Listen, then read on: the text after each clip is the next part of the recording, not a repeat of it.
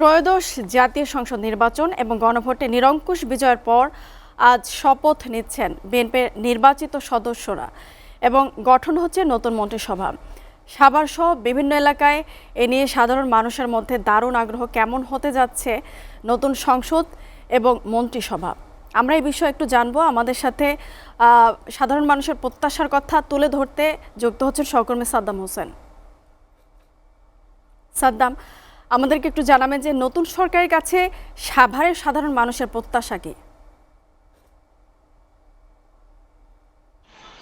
মুনিয়া, ত্রয়োদশ জাতীয় সংসদ নির্বাচন 12 তারিখে যেটি অনুষ্ঠিত হয়েছে সেটিকে ঘিরে আজ অর্থাৎ যে কজন অর্থাৎ সংসদ সদস্য ছিলেন ও নির্বাচিত হয়েছেন তারা কিন্তু তাদের আজ বেলা 11টার দিকে জাতীয় সংসদ ভবন সংসদ দক্ষিণ প্লাজা যে রয়েছে সেটি কিন্তু বেলা 11টার দিকে কিন্তু তাদের শপথ গ্রহণ অনুষ্ঠানটা কি অনুষ্ঠিত হবে এবং পাশাপাশি সেটিকে ঘিরে সাধারণ মানুষের মধ্যে কিন্তু বিভিন্ন মিশ্র প্রতিক্রিয়া হয়েছে। যেরকম যে দেশের যে বর্তমান পরিস্থিতি সেটিকে ঘিরে এই সাধারণ যারা মানুষ রয়েছেন বা নেতাকর্মীরা রয়েছেন তারা কিন্তু ভাবছেন যে এই দেশের স্থিতিশীল এই অবস্থা আনতে কিন্তু বর্তমান যে সংসদটি অনুষ্ঠিত হতে যাচ্ছে সেটি কেমন হবে এবং আগামী মন্ত্রিসভা কেমন হতে হবে সেটি কিন্তু মানুষের মধ্যে বিভিন্ন ধরনের জল্পনা কল্পনা রয়েছে। তার মধ্যে আমি একটু কথা বলার চেষ্টা করবো। আমি এটি কিন্তু সাভার এলাকার সাভারের অর্থাৎ বিএনপি থেকে যিনি মনোনয়ন পেয়েছিলেন তিনি কিন্তু জয়ী হয়েছেন। পাশাপাশি এই অঞ্চলের অর্থাৎ তিনি নির্বাচিত হওয়ার পর কিন্তু আজকে তার শপথ গ্রহণ অনুষ্ঠানটি হচ্ছে। আমরা কথা বলবো এখানকার যারা রয়েছেন আসলে কেমন সংসদ চান আর মন্ত্রিসভা কেমন হবে বলে আপনারা আশা করেন। বিসমিল্লাহির রহমানির রহিম। ত্রয়োদশ জাতীয় সংসদ নির্বাচনে সাভার আসলের মানুষগণ ডাক্তার দেওয়ান মোহাম্মদ সালাউদ্দিন বাবু ভাইকে ধানের শীষ প্রতীকে ভোট দিয়েছেন সাধারণ মানুষ। আগামী সংসদে ইনশাল্লাহ আমরা এমন একজন সংসদ সদস্য চাই আমাদের সাভার আসুলিয়ার যে প্রাণের দাবিগুলো যে আছে সেই প্রাণের দাবিগুলো যে সুন্দরভাবে আপনারা যে সেই উন্নয়ন, স্কুল, কি বলে স্বাস্থ্য ব্যবস্থা উন্নতি, রাস্তাঘাট, এরকম আমরা সংসদ সদস্যের কাছে আমরা আশাবাদ ব্যক্তই করতে পারি।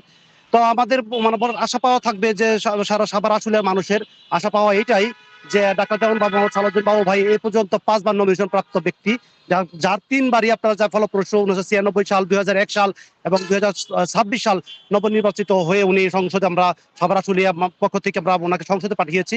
আমরা তারেক রহমানের কাছে মানে ব্যক্ত হয়ে থাকবো যে মানে বলা থাকবে, চাওয়া থাকবে যে আমাদের সাভার আসুলিয়া মানুষের সব পেশাজীবী মানুষের মানে চাওয়া প্রাণের দাবি ডাক্তার দেওয়ান সালাউদ্দিন বাবুকে যেন অন্তত মন্ত্রিত্ব মানে পদে মর্যাদা করে এই আশাবাদ ব্যক্ত করতেছে। ধন্যবাদ। কথা বলছিলাম এখানকার নেতাকর্মী থেকে সাধারণ মানুষ যারা রয়েছেন তাদের মধ্যে কিন্তু মিশ্র প্রতিক্রিয়া দেখা দিয়েছে এবং তারা বলছেন যে এই ঢাকা 19 আসন তথা যিনি এখান থেকে বিএনপি থেকে জয়লাভ করেছেন তার জন্য তার এ দিয়ে 3বার তিনি এমপি রয়েছেন এবং এই এলাকার তিনি ভাগ্য উন্নয়নের কাজ করেন। বিশেষ করে মনে একটু বলে রাখি এটি শিল্প অধ্যুষিত এলাকা অর্থাৎ সাভার আসলে কিন্তু শিল্প অধ্যুষিত এলাকা। মানুষের এখানকে কিন্তু বিপুল সংখ্যক মানুষ অর্থাৎ প্রায় 7.5 লক্ষ মতো ভোটার রয়েছেন এই অঞ্চলে। তারা তাদের যে বিভিন্ন চাহিদা রয়েছে পাশাপাশি এই অর্থাৎ সাভার এবং আশুলিয়া 3টি আসন পড়েছে, তার মধ্যে ঢাকা 19 আসন, ঢাকা 14 আসন এবং ঢাকা 2 আসন, যেটিকে ঢাকা আশুলিয়া এবং সাভারের কয়েকটি ইউনিয়ন নিয়ে কিন্তু সাভার পৌরসভা এবং